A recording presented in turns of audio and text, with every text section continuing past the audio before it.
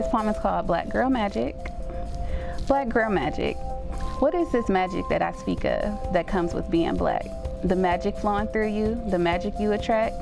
Don't you know you were born with all of that? Courage and determination. This is all facts.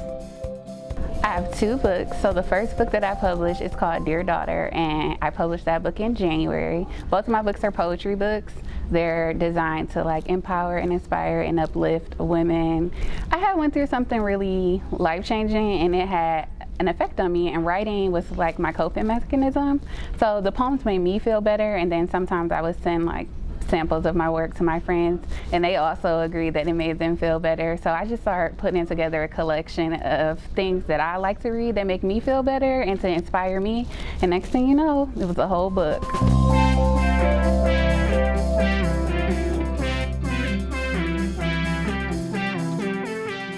Last year I wasn't an author. That's so crazy how surreal it is. But yeah, but this year I heard about it and I was like, oh yeah, I definitely want to make sure I'm a part of that.